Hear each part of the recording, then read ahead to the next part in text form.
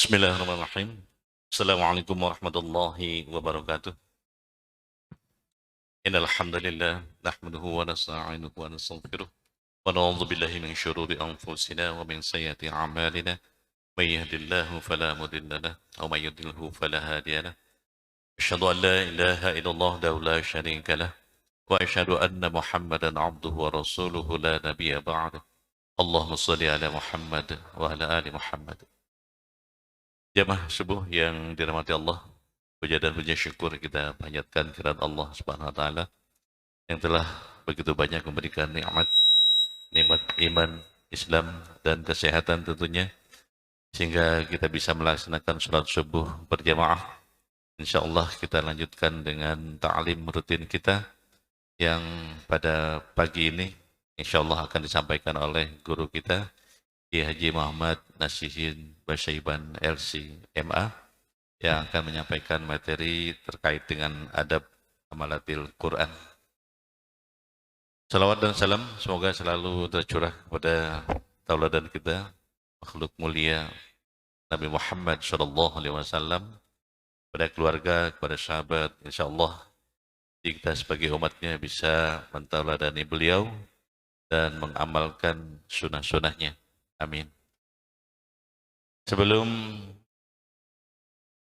Kiai menyampaikan materinya, ada beberapa pengumuman yang perlu kami sampaikan mewakili panitia Ramadan bahwa pada pagi ini, pada suruk atau sarapan barangkali, kita melaksanakan kerja bakti atau gotong royong untuk membersihkan masjid dan lingkungannya dalam rangka menyambut bulan suci Ramadan.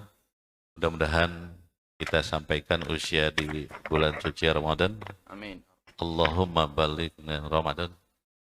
Dan mudah-mudahan kita juga bisa memakmurkannya dengan mengisi dengan ibadah-ibadah terbaik. Dan terus kita disampaikan usia kita dengan bulan-bulan suci Ramadan ke depan. Sehingga makin banyak amal-amal soleh kita Allah catat yang insya Allah itu bekal kita semua pulang kampung atau mudik ke kampung akhirat. Insya Allah. Amin. Kemudian perlu saya sampaikan pulang bahwa DKM juga sudah mengeluarkan SK penetapan Ketua Panitia Idul Adha, yaitu Bapak lupa lagi saya. Bapak Kudus Yusro Syihab. Mari kita dukung karena dalam waktu dekat barangkali kita penyusun panitia lengkapnya karena biasanya kita jauh-jauh hari sudah menyiapkan tabungan kurban gitu ya, yang insya Allah masih bekerjasama dengan koperasi kita, Koperasi Kuba Syariah Sejahtera dalam pengadaan hewan kurbannya. Demikian beberapa hal yang perlu kami sampaikan. Untuk itu, tafadhol Ustaz untuk menyampaikan materinya. Demikian, Assalamualaikum warahmatullahi wabarakatuh.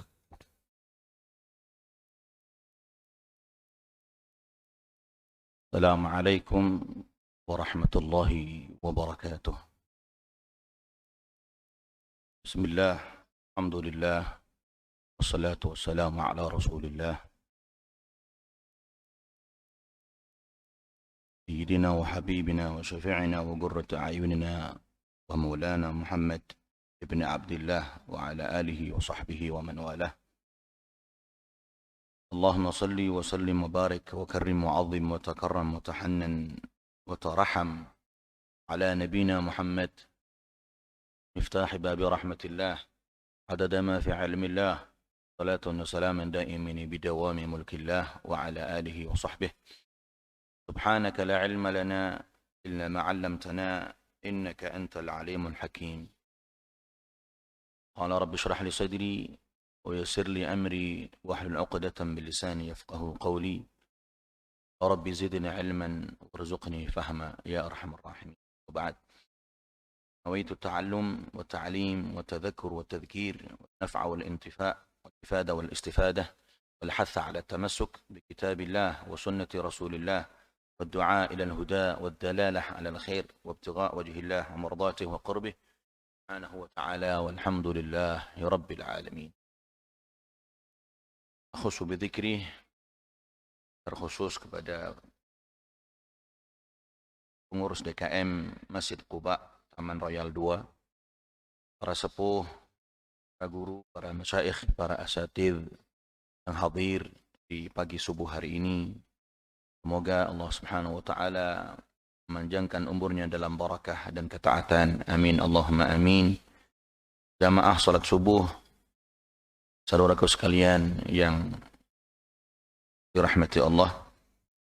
Pertama, bersyukur kita Allah tuntun langkah jasad ini ke tempat baitun min buyutillah atau baitin min buyutillah, satu rumah di antara banyak rumahnya Allah, yang mudah-mudahan jika mana seseorang yang beriman berada di dalam rumahnya Allah, ia akan merasakan ketenangan, kedamaian, kebahagiaan, baik keyakinan itu ketika masa dia hidup di dunia ataupun kelak dia di akhirat. Teriring salawat dan salam tercurah terlimpah senantiasa untuk baginda Nabi besar Muhammad sallallahu alaihi wa alihi wa sahbihi wa baraka wa sallam.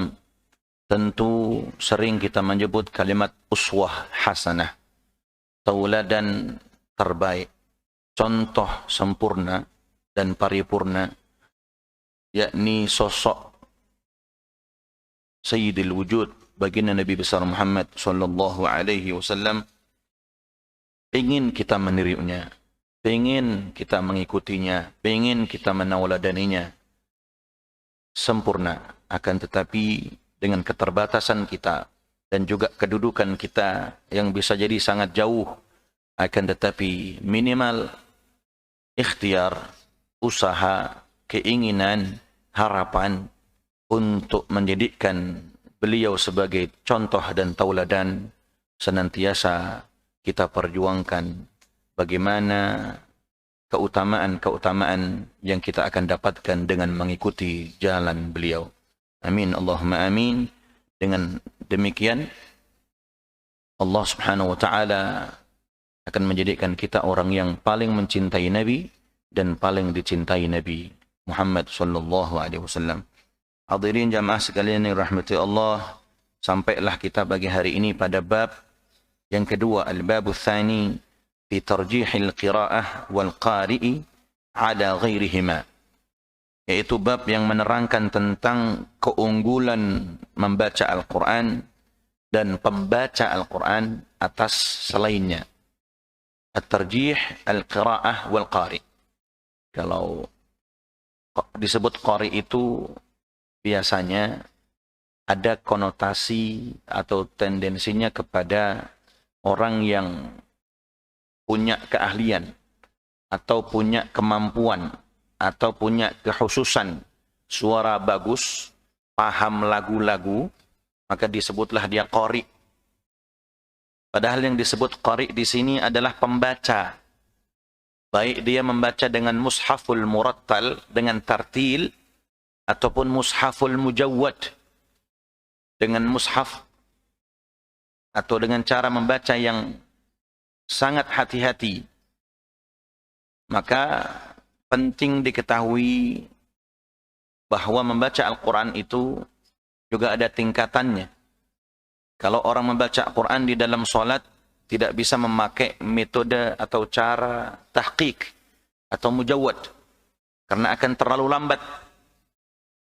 Jadi kalau gaya-gaya qari yang kita sebut di kalangan kita masyarakat Indonesia pada umumnya, kalau qari itu dia membaca pelan. Contoh yang masyhur, banyak kasetnya beredar, Ustadz Ki Haji Muammar ZA atau adiknya beliau Ustadz Imran Rasyadi di ZA atau semacamnya, atau Muhammadong. Tapi kalau kita mau dengar contoh-contoh di masa kecil dulu, mungkin pernah dengar suara-suara tarhim atau suara bacaan suratul Rahman atau surat Al-Hujurat yang dibaca oleh Ahlul Masr, penduduk Mesir, Syekh Khalil Mahmud Al-Husari, nah, itu beliau membaca dengan cara mushaful mujawwad atau gaya yang sangat hati-hati. Makna mujawwad itu benar-benar terjaga tajwidnya, benar-benar tertata huruf dengan hurufnya, benar-benar terdengar jelas setiap kalimatnya, tidak tertukar mana huruf sin, mana huruf sad. Maka disebutlah qari tersebut mesti faham. Kalau dia menjadi imam harus pakai tertib atau martabat bacaan apa? Oh, bacaannya murattal. Enggak boleh terlalu pelan, tidak boleh juga terlalu cepat. Muncul pertanyaan, apalagi ini mau dekat Ramadan, bagaimana kalau yang sholatnya kayak apa itu? Yang 23 rakaat 7 menit. Itu saya nggak bisa bayangkan. Kalau itu besok pas tugas saya praktekkan begitu, kira-kira besok itu ada yang protes apa enggak kira begitu. Saya mau coba itu. Mudah-mudahan sih nggak pada patah lututnya. Maka tertib ini penting, faham. Jadi seorang qari harus faham. Kenapa harus faham? Karena dia punya keutamaan. Dia punya keutamaan, dia punya kedudukan, dia punya fadl di hadapan Allah Subhanahu wa taala. Maka misalnya kayak subuh tadi misalnya. Saya baca pelan banget dengan gaya mushafut tahqiq. وَلَئِنْ أَذَقْنَاهُ نَعْمَاءَ بَعْدَ ضَرَّاءَ مَسَّتْهُ لَيَقُولَنَّ. Itu makmum nungguin kapan kelarnya ini ya, satu ayat. Satu ayat udah capek nungguin. لَيَقُولَنَّ ذَهَبَ السَّيِّئَاتُ عَنِّي. Boleh, cuman bukan waktunya sholat. Di luar sholat nggak apa-apa. Atau dibaca dengan mushaful hadar, cepat sekali. Gitu. وَلَنْ أَذَقْنَاهُ نَعْمَاءَ بَعْدَ ضَرَّاءَ مَسَّتْهُ لَيَقُولَنَّ ذَهَبَ السَّيِّئَاتُ عَنِّي إِنَّهُ لَفَرِحٌ فَخُورٌ. Itu kira-kira kalau waladhdallin, amin. Tidak bisa juga. Maka di samping qari yang faham, maka tentu calon-calon qari. Nah, nanti diterangkan di dalam hadis pertama di dalam pembahasan ini. Baik. ثبت عن أبي مسعود الأنصاري البدري رضي الله عنه وأرضاه عن رسول الله صلى الله عليه وآله وصحبه وسلم قال يا أم القوم أقرأهم لكتاب الله رواه مسلم. Telah tetap riwayat ini daripada Sayyidina Abi Mas'ud Al-Ansari Al-Badri radhiyallahu anhu ardah, semoga Allah meridai beliau. Dari baginda Nabi Muhammad sallallahu alaihi wasallam, beliau telah bersabda, ya ummul qauma, orang-orang yang boleh menjadi imam di satu kelompok. Siapa mereka? Aqra'uhum li kitabillah. Adalah orang yang paling fasih. Jangan sampai salah nih. Mengomong fasih aja udah salah. Fasih itu fa, sad, ha. Bacaannya fasih. Pakai sin, itu udah salah. Ya, maka ketika dia fasih membaca di antara mereka kepada Al-Qur'anul Karim, maka mereka yang boleh menjadi imam. Tadi PDKM kalau nggak salah nyinggung-nyinggung masalah imam.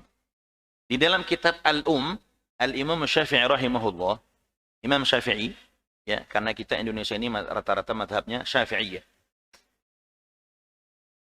Menurut Imam Syafi'i, minimal ada 3 syarat yang harus dipenuhi. Yang pertama, yang paling baik bacaan Qur'annya. Berarti, aqra'uhum li kitabillah ini yang paling fasih di dalam mengucapkan huruf dan kalimatnya.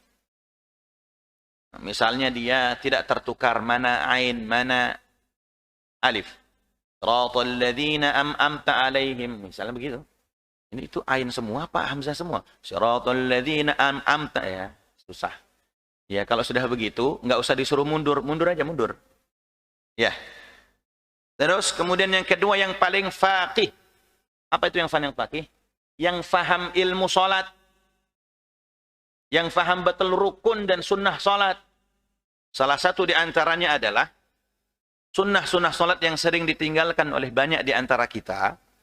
Di saat ketika dia membaca surah setelah Fatihah di rakaat pertama, bahagian daripada sunnahnya adalah memperpanjang bacaan. Ya. Maka seringkali kalau saya lagi ngimamin subuh, terutama subuh nih, karena banyak orang di saat as-salatu khairum minan naum. Kalau yang adanya enak kayak Kang Jajang, mantep, ajib. Enak di telinga. Kalau pas yang adzan aki-aki gitu misalnya. Sebenarnya bukan masalah suara yang adzan, masalah kupingnya yang dengar. Jadi kalau ada orang yang protes, adzannya kubak nggak enak suaranya, bikin kuping sakit. Itu kalau pertanyaan dibalikin, Masya Allah, dibalikin. Sebenarnya bukan persoalan yang adzan, tapi persoalan yang dengar. Itu bagus masih keluar suara buat manggil orang yang ke masjid.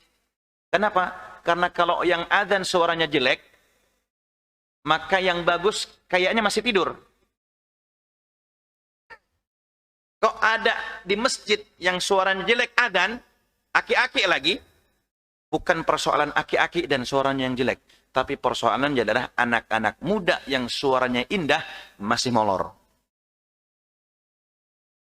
Maka ada sebuah kisah ketika ada anak-anak muda, syab, minas syabab, usia sudah akil balik di atas 10 tahun, 12 tahun, dibangunin susah, maka ditanya sama salah satu guru, wahai syekh, saya pengen nanya bagaimana cara bangunin anak saya kalau subuh, susah bangun. Padahal bahkan sudah saya guyur pakai air, susah juga bangunnya. Bagaimana caranya? Pakai cara yang paling bisa diterima oleh putramu dan yang tidak membuat sakit hatimu. Paham? Ini dua-duanya dapat. Pakai cara yang paling disukai putramu dan yang paling tidak membuat sakit hatimu. Kadang-kadang kan kalau sudah kesal sakit hati kita. Benar coba. Bayangkan mau sholat pakai sakit hati juga lagi. Iya, benar ya? Udah gitu, kadang anak kita juga nggak terima. Apa sih Pak? Kadang lawan juga. Kita sahabat, dia nyambat lagi. Kita guyur, dia guyur balik. Masya Allah. Maka kata Syekh, pakai cara yang paling disukai putramu dan yang paling tidak bisa membuat sakit hatimu. Bagaimana caranya? Kau cari. Kenapa harus begitu? Maka ditanya sama gurunya, sama Syekh tersebut.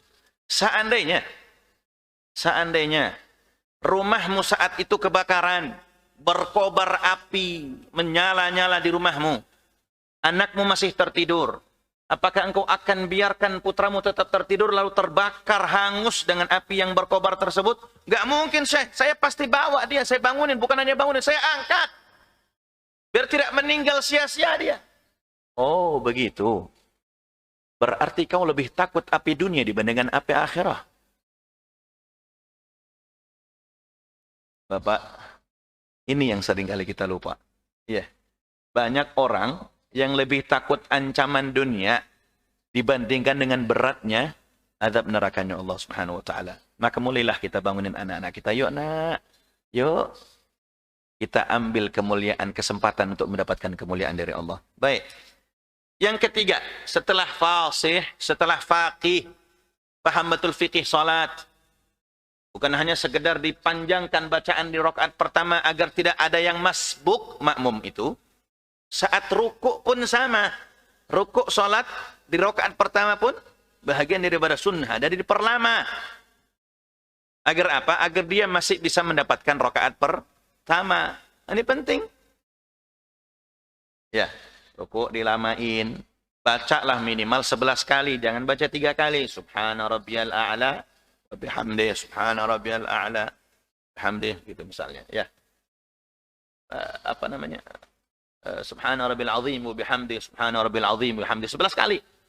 Sujud pun sama. Baca 11 kali, jangan 3 kali. Subhana rabbil azim, bihamdih, subhana rabbil a'la, bihamdih. Baca 11 kali. Jadi jangan, bahkan ada saya pernah satu waktu, jamaah di satu sholat, saya lagi mikir, mungkin bisa jadi sholat saya batal. Saya baca 3 kali saja subhana rabbil azim wa bihamdihi, belum kelar, dia udah naik. Jangan-jangan baca cuma sekali ini. Ini. Maka syarat yang kedua bukan fasih juga, tapi faqih. Faham fikihnya sholat.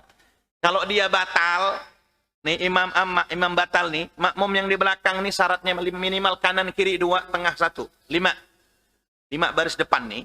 Paham juga dia. Bukan cuman fasih, paham fikih juga. Kalau pas imamnya batal, gimana cara ganti? Apakah langsung maju begitu saja? Apakah nyowel dulu, ente aja yang maju, ya saya kagak hari ini, jangan, nggak bisa begitu. Ya, kan ada tuh. Misalnya, karena bersahabat semua 5 orang, toal-toalan, udah ente aja imam. Saya udah sering, udah 2 malam. Nggak ada begitu. Ya. Baik, maka yang ketiga, minasyuyukh, yang paling tua. Ya, paling fasih udah, 5-5-nya fasih.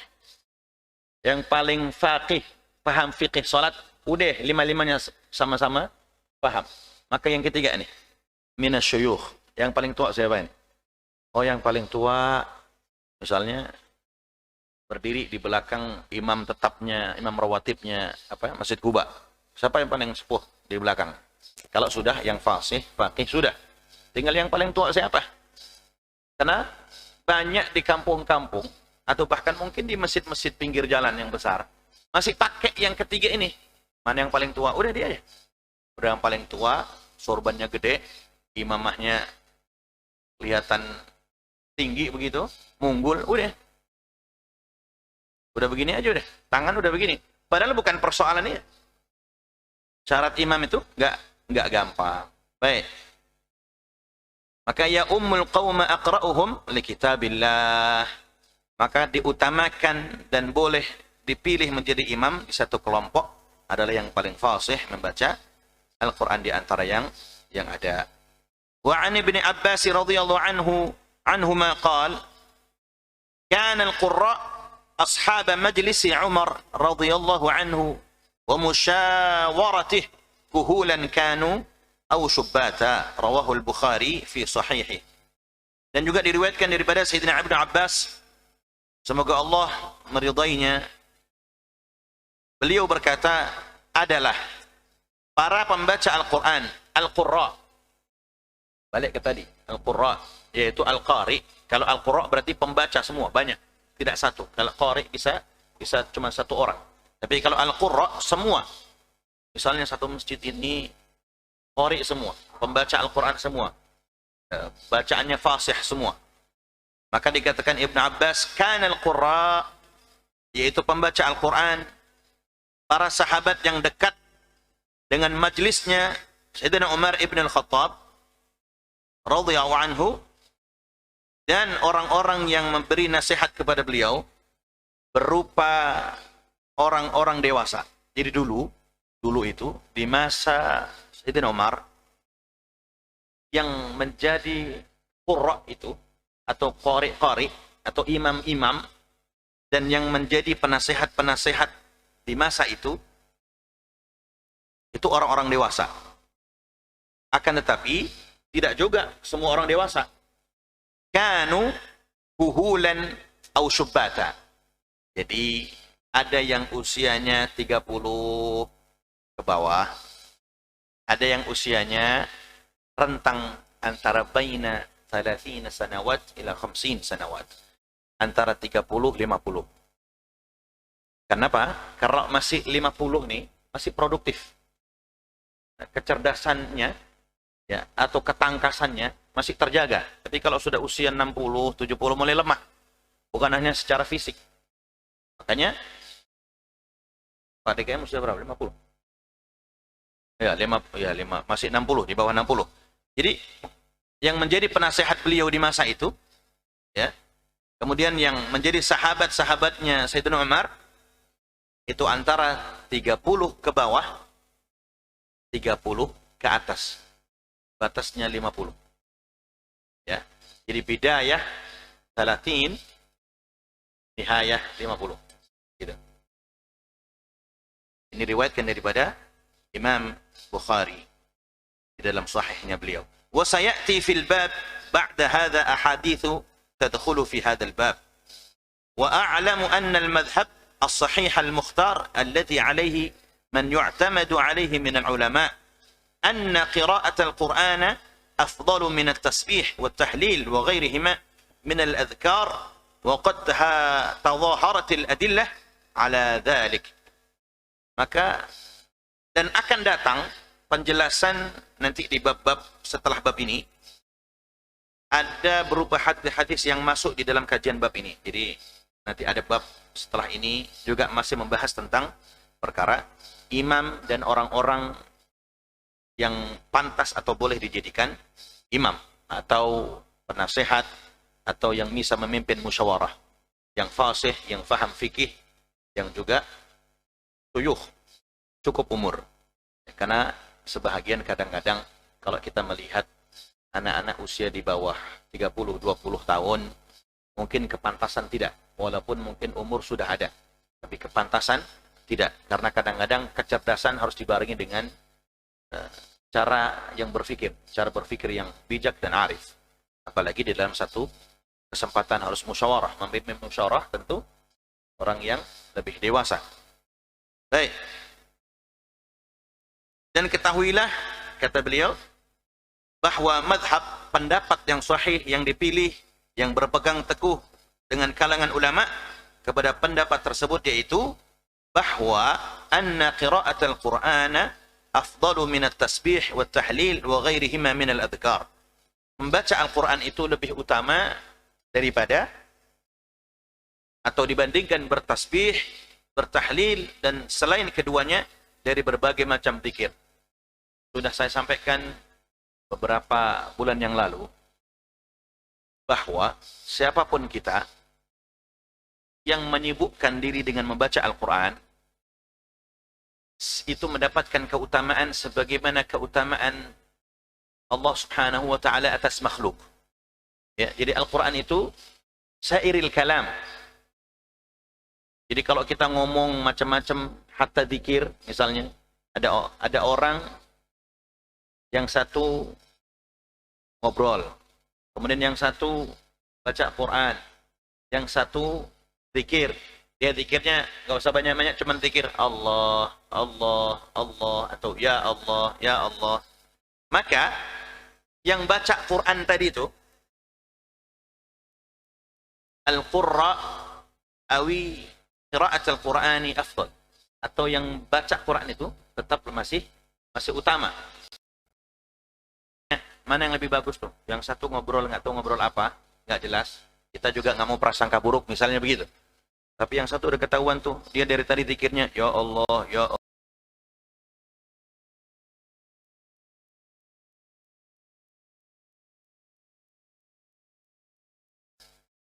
20 lembar, berarti dia membaca 2 juz Al-Quran.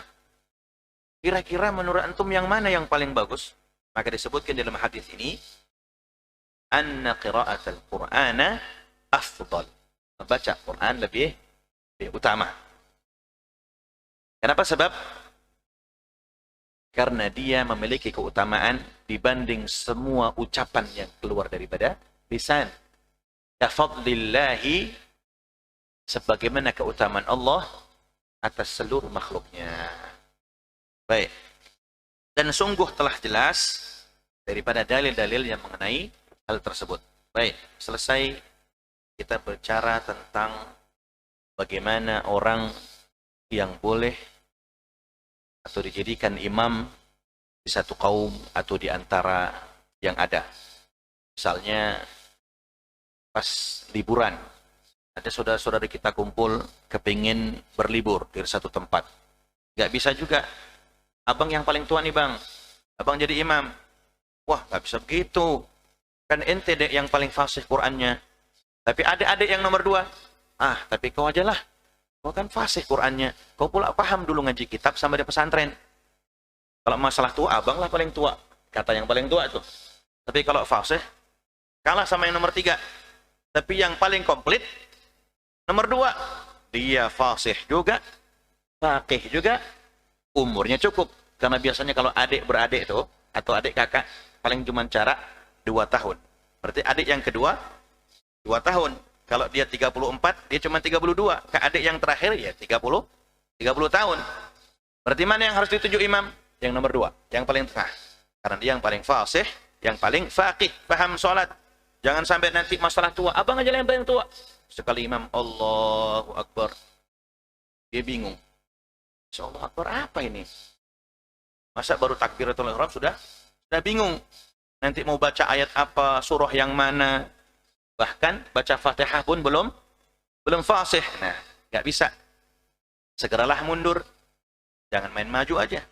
Ya, maka kita sudah bahas tentang tarjihil qiraah wal qari' ala ghairihima, yaitu tentang keunggulan atau keutamaan membaca Al-Quran dan pembaca Al-Quran atas selain daripada mereka.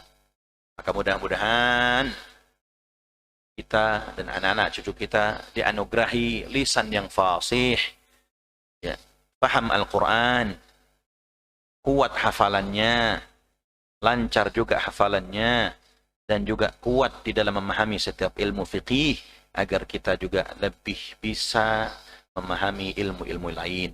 Amin, Allahumma amin. Baik. Al-babu tsalits, bab yang ketiga, fi ikrami ahli Al-Quran wan nahyi ala idaihim. Menerangkan tentang memuliakan para ahli Quran dan larangan untuk menyakiti mereka. Saya pelan-pelan bacanya ya, biar semua Bapak sekalian termasuk saya juga paham.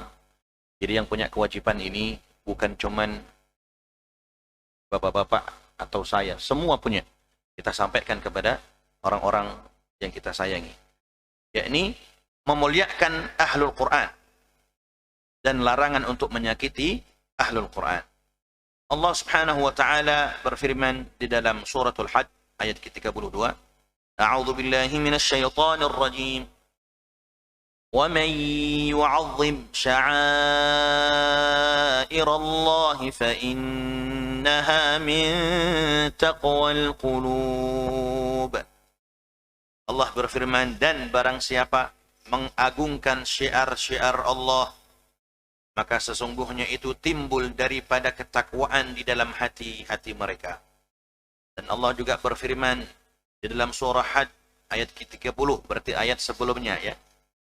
Kalau di dalam lembaran itu, ayat yang tadi sebelah kiri, ayat yang akan saya bacakan ini sebelah kanan lembarannya.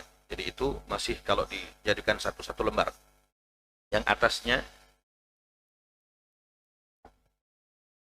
sebelah kiri, yang pertama, yang kedua sebelah atas, yang saya bacakan sebentar lagi ini, sebelah kanan bawah.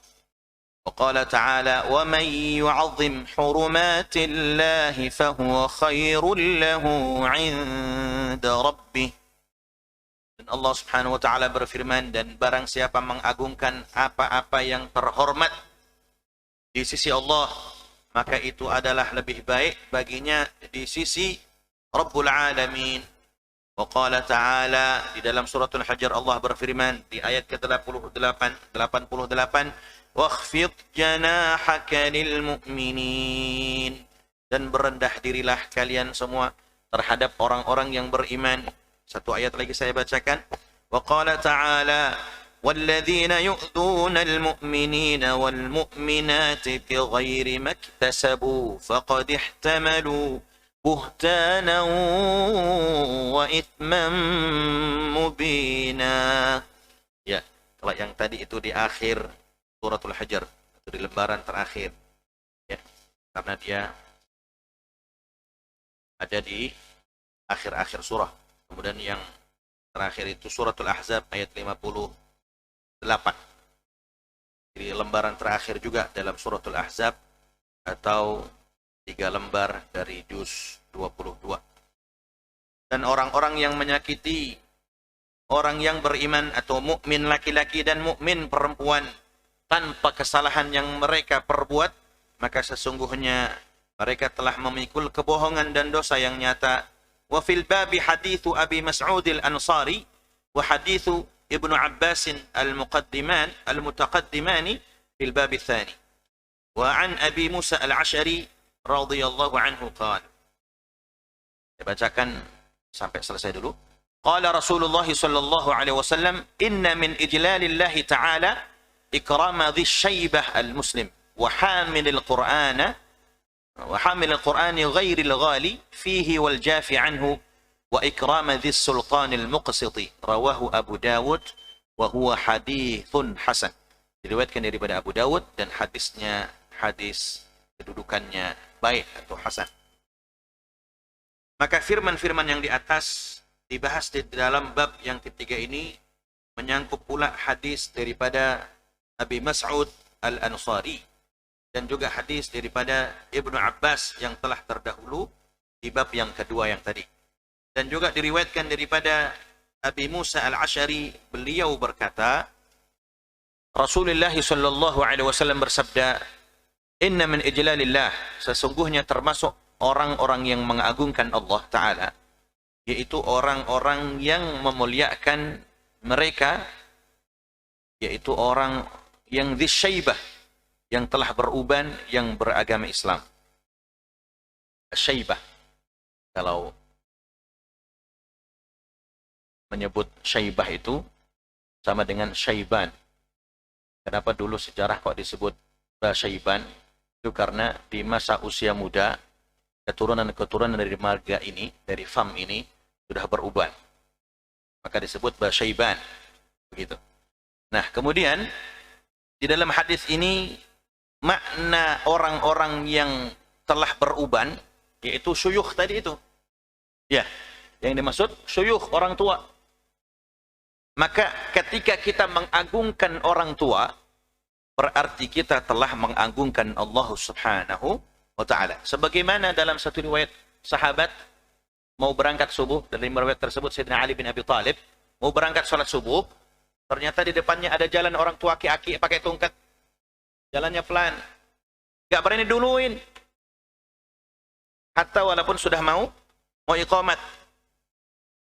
Padahal iqamatnya Kuba itu panjang sekali. Tapi karena jalannya, kalau kita sebut asyaibah atau disyaibah yang telah beruban atau aki-aki begitu, jalannya pelan, ngabisin waktu gitu. Ngabisin waktu.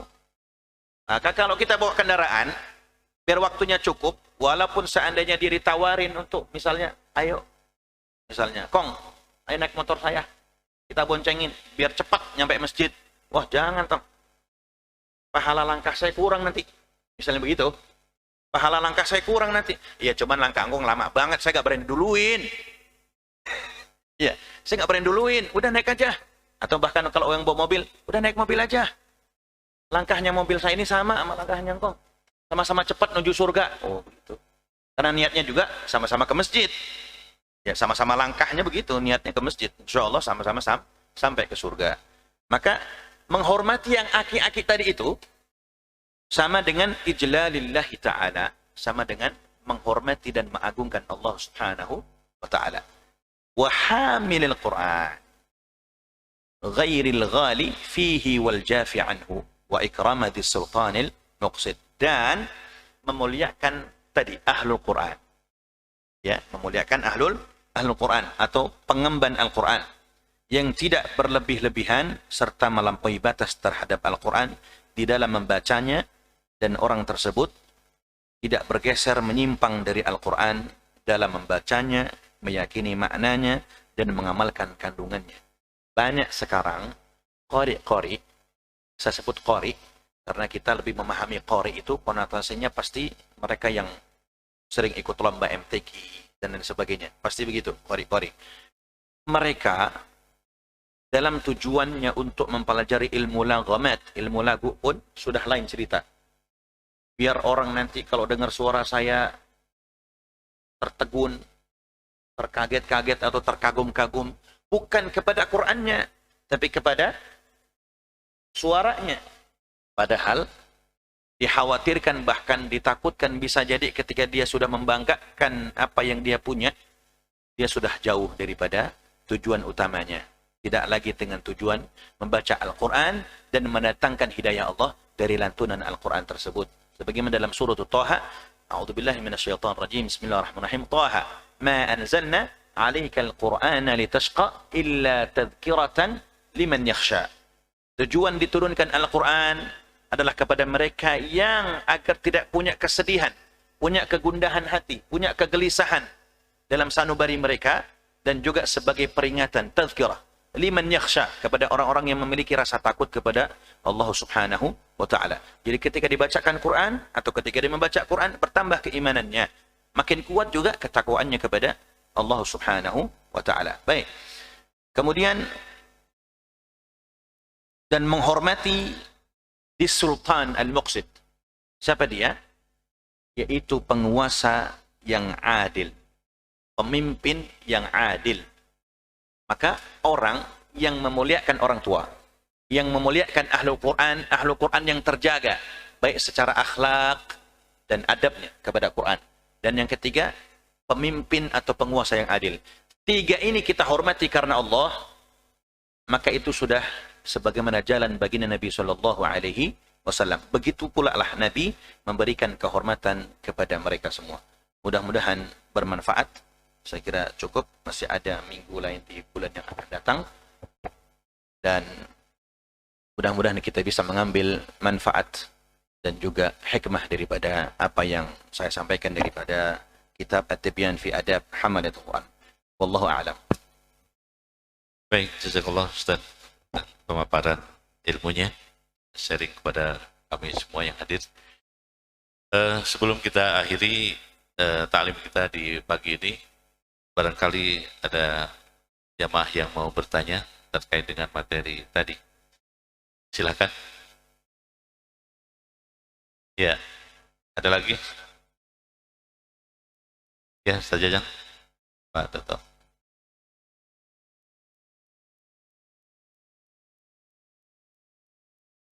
Santrinya boleh ya bertanya? Boleh. Boleh. Udah ada izin. Bismillahirrahmanirrahim. Assalamualaikum warahmatullahi wabarakatuh. Saya dengan Toto, Pak Ustaz. Tadi kalau tidak salah menyimak, saya dapat informasi dari Pak Ustadz bahwa imam pada saat rokaat pertama dan pada saat ruku boleh menambah bacaannya lebih dari 3 kali dan maksimum 11 kali. Apakah ini syarat minimumnya, terus 11 adalah syarat maksimumnya? Tapi di interval itu boleh mau berapa saja gitu. Itu yang pertama. Terus yang kedua, saya pernah sholat di suatu masjid, kemudian saya masbuk kurang dari 2. Jadi kurang 2 rakaat, kemudian ada lagi jamaah datang 3 orang, kurang 3 rakaat. Yang biasanya selama ini saya pahami, setelah imam selesai, makmum tadi selesai semua sholatnya masing-masing. Tapi kali itu saya didorong oleh 2 jamaah tadi untuk melanjutkan imam. Jadi didorong sehingga berantai terus dan tidak pernah selesai imamnya. Jadi saya kurang 2, didorong jadi imam lagi. Begitu selesai, ada yang masbuk lagi, yang 3 didorong lagi jadi imam dan seterusnya. Mohon penjelasannya Pak Ustadz, apakah ada yang seperti demikian? Terima kasih. Baik. Hakikat daripada salat itu disebut juga ad-du'a, as-salah awid du'a. Maka ada kesudahan di dalam setiap gerakan salat itu memperbanyak doa. Maka ruku yang misalnya sedikitnya 3 kali, atau dalam riwayat yang lain boleh saja kurang daripada 3 kali, karena terkadang kita khawatir ketinggalan daripada gerakan sholat imam.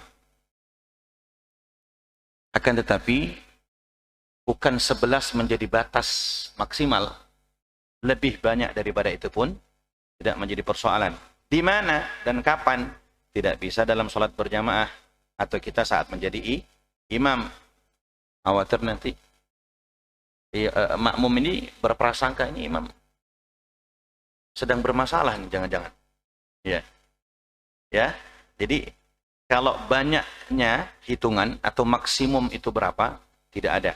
Akan tetapi yang saya dapatkan daripada satu pembahasan Al-Masail, 11 kali menjadi batas daripada bacaan agar tidak terlalu panjang juga. Ya, jadi 11 kali, minimal 11 kali lah begitu. Bahasanya malah minimal 11 kali agar yang di belakang ini masih bisa ikut dan tidak masbuk. Contoh 11 kali itu kalau satu kalinya memakan 1/2 detik.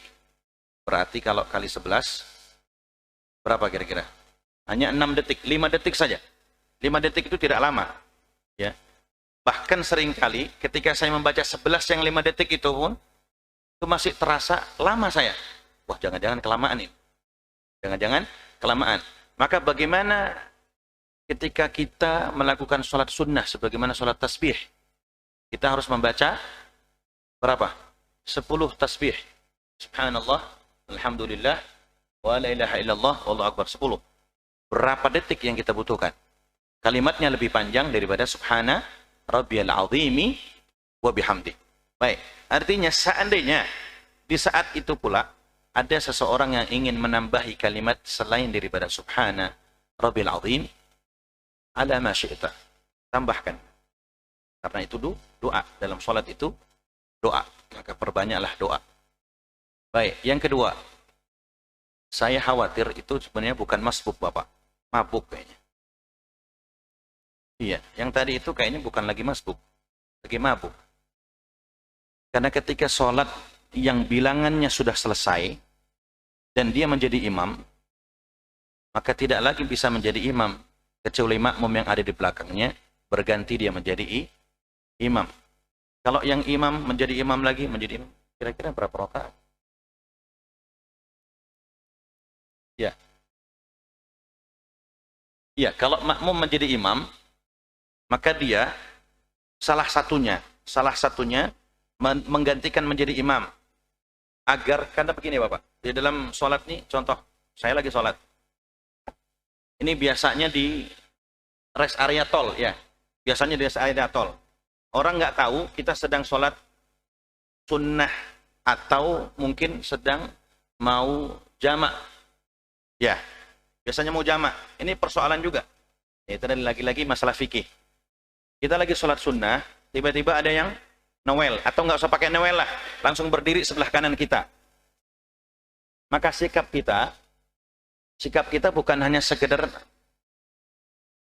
mundur selangkah, akan tetapi memberi isyarat bahwa kita sedang sholat sunnah. Maka segerakan bilangan sholat itu. 10 salam, assalamualaikum, selesai.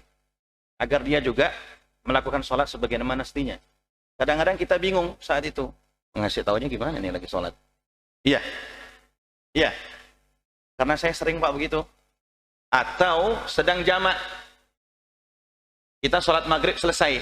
Mau jamak, isya. Orang ini menyangka kita sedang sholat maghrib. Atau sebaliknya, menyangka sedang sholat isya yang 4 rakaat. Padahal rakaat kedua, yang dia akan menunggu, rakaat ketiga dan keempat, kita di rakaat kedua sudah akhiri 2 rakaat itu karena kita sedang jamak qasar. Baik. Maka kita memberi isyarat mensegerakan selesainya sholat itu agar dia tahu kalau kita sedang jamak qasar. Baik, maka yang tadi Bapak, seandainya yang tadi faham, mestinya ketika dia sudah bermakmum dengan imam yang pertama, tidak juga harus maju menjadi imam. Walaupun seandainya ada barisan baru, maka yang terakhir nih, misalnya ada 1, kemudian kita 4. Yang 3 ini ketinggalan 1. Yang 1 ketinggalan 2. Yang 1 lagi, yang terakhir nih, ketinggalan, misalnya ketinggalan 3. Kalau sholat isya. Maka berarti yang 1 terakhir menyisakan 3 rakaat berikutnya. Ya. Yang 1 ini sudah selesai duluan. Maka yang 1 ini maju, jadi imam dia. Jadi imam atas orang-orang yang datang berikutnya. Biar dia tahu kalau dia akan menjadi imam dari makmum-makmum di belakangnya. Nah, yang tiga ini kudu buru-buru minggir. Yang susahnya apa? Yang tiga ini masih ada di situ. Masih satu barisan. Jadi orang nggak tahu. Misalnya ketika dia di rakaat terakhir nih, yang tiga ini di rakaat terakhir, sudah mau sujud. Yang satu masih menyisakan 3 rakaat lagi, 2 rakaat lagi. Paham ya? Yang satu mau selesai nih. Yang belakang nggak tahu, dia akan bermakmum ke baris siapa? Ada 4 orang. Nah, siapa ini ya? Ini masih sama-sama berdiri nih. Iya. Tiba-tiba, gimana pun juga, dia pilih salah satunya. Ternyata yang dia pilih yang mana? Bukan yang sebelah kanan, yang masih 3 sisanya. Yang udah selesai. Ini biasa terjadi. Dan bisa jadi terjadi sama kita. Maka dia bermakmum dengan siapa? Bukan dengan yang kurang 3. Bermakmum dengan yang kurang 1 tadi. Kecuali dia tahu kalau yang masih kurang banyak, yang sebelah kanan. Maka dia pilih makmum, menjadi makmum yang sebelah kanan. Nah, makanya penting kalau kita lagi sholat di luar masjid ini nih, yang biasa kita jamaah, lihat dulu. Jangan main langsung. Itu aja. Mending kalau sedang sholat, pas tahu-tahunya dia lagi megang HP ternyata. Jadi kita towel punggungnya, ternyata dia lagi megang HP sambil berdiri. Repot. Oh, ternyata bukan lagi sholat, lagi serius ngeliatin HP. Ya makanya harus hati-hati lihat ini lagi sholat sunat atau jamak qashar atau sedang sholat wajib nih, dilihatin. Jangan main jadi makmum aja. Makanya penting tahu ilmu juga. Kalau kita lagi sholat di luar, kalau sudah selesai sholat wajib kita nih, minggir di pojokan. Minggir di pojokan. Agar tidak ada kesempatan orang jadi makmum kita. Jangan di tengah terus. Karena ada itu. Iya. Paham nih. Jadi kalau kita sudah sholat wajib, baik mau jamaah atau pas tidak ada orang sama sekali di tempat itu, minggir kalau kita sholat sunnah. Ba'diyahnya itu. Agar tidak ada kesempatan untuk orang bermakmum dengan kita. Agar orang tahu juga kita sedang sholat sunnah atau sudah selesai sholat berjamaah. Atau kita sudah selesai sholat wajibnya. Itu penting. Ya. Maka mudah-mudahan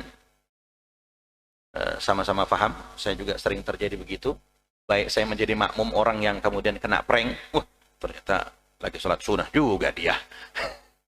Ya, dan juga saya pernah dianggapnya ngeprank orang, padahal bukan ngeprank. Saya memang minggir ke kanan karena saya sudah sholat wajib. Waktu itu asar, saya sudah selesai asar dan hanya berjamaah dengan 2 orang. Waktu itu di pom bensin. Jadi orang tetap memaksakan jadi makmum saya, walaupun mempet tembok itu tetap jadi makmum saya. Aduh, ini orang kagak tahu saya udah sholat. Padahal udah mempet tembok itu.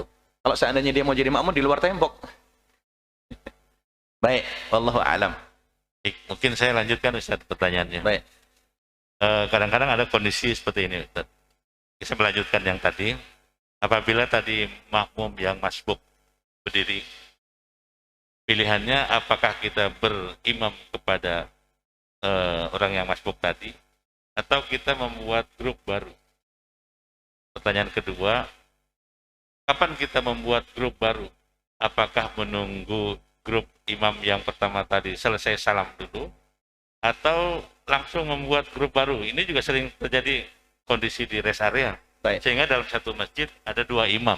Baik, makasih.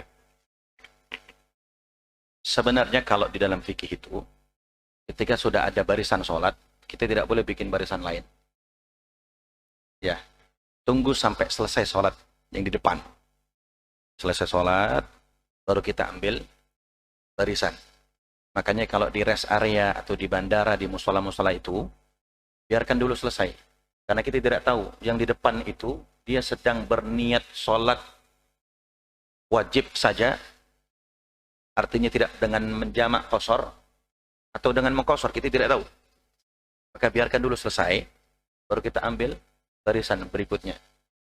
Maka kalau yang seperti tadi, kayak tadi ya, maka biarkan dulu selesai yang di sampingnya untuk menjadi makmum dan menjadi imam. Baru kita berniat menjadi imam daripada makmum-makmum berikutnya. Seperti itu. Nunggu salam. Makanya penting faham. Jangan sampai nanti ini ada makmumnya, ini ada makmumnya. Mending kalau barisannya beda. Barisannya sama lagi. Nyambung lagi. Ini repot nih. Makanya harus faham. Gitu. Sunnah buat dia nih harus faham. Selesaikan dulu bilangan rakaat di samping kita dengan makmumnya. Baru kita berdiri untuk menjadi imam daripada masbuk atau makmum-makmum yang lain berikutnya. Gitu. Dan ini paling banyak terjadi memang di rest area atau tempat sholat selain masjid-masjid seperti ini. Gitu. Maka perlu diketahui, bahkan ada satu ketika di antara perjalanan Taif ke Nabawi, ke Madinah, itu ada juga jamaah kita sedang sholat nih. Kita sedang sholat dan saya kebetulan yang jadi imam. Saya kebetulan jadi imam dan jamaahnya cukup banyak. Karena jamaah dengan jamaah-jamaah umroh ya. Nah, satu waktu datang lagi satu bus biasa, jamaah umroh juga, Indonesia, sama-sama Indonesia lagi. Dia bikin barisan sebelah pojok sana. Padahal saya baru mulai takbir juga, dan nggak mungkin dia tidak jamak, pasti sama juga sholatnya, karena waktunya sama. Waktu itu maghrib, pasti dijamak juga. Akhirnya apa? Akhirnya si penjaga masjid nih bukan agak ngomel, tapi memang ngomel. Ya Allah Ta'ala, mujamma. Ini bareng nih, ini jangan lagi jamaah, ente ngapain misah nih, jadiin satu. Akhirnya apa? Akhirnya maaf saya tidak sebut nama ustadz atau ininya, tapi kemudian dia baru tuh minggir gabung sama kita. Ini menjadi penting juga, sudah tahu ada jamaah kita bikin jamaah baru, padahal ini juga baru mulai atau belum selesai bilangan rakaat sholatnya. Maka wajib kita ngikutin jamaah yang sudah ada, nggak boleh bikin barisan baru. Ya, nah, maka mudah-mudahan kita menjadi faham sampai di sini bahwa pentingnya kita bagaimana mengerti tentang fikih sholat baik ketika menjadi imam ataupun menjadi makmum. Karena bisa jadi ketika kita menjadi makmum dan sepersekian waktu kita bisa menjadi imam sekaligus. Kayak tadi, ya, ketika sudah masbuk juga. Dalam kondisi masbuk, yang lain selesai, kita belum selesai. Datanglah masbuk lain atau calon makmum lain, maka sudah otomatis kita berubah dari makmum menjadi imam. Ya, maka mudah-mudahan kita bisa menambah ilmu kita pagi hari ini dan manfaat buat kita dan orang-orang yang kita sayangi. Baik, Ustaz, jazakallah sering ilmunya. Ini sengaja saya tadi tanyakan melanjutkan pertanyaan Pak Toto karena sering kita temukan saat kita melakukan safar. Biasanya memang di rest area dengan rombongan-rombongan yang berbeda. Ternyata Ustadz pembimbing umroh pun melakukan yang sama gitu ya, di tanah suci. Karena tidak paham. Jadi wajar. Ini, kita perlu paham ilmu fikihnya.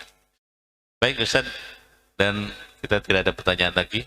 Kita akhiri dengan membaca doa kafaratul masjid. Subhanakallahumma wa bihamdika asyhadu an la ilaha illa anta astaghfiruka wa atubu ilaik. Alhamdulillahirabbil alamin. Assalamualaikum warahmatullahi wabarakatuh.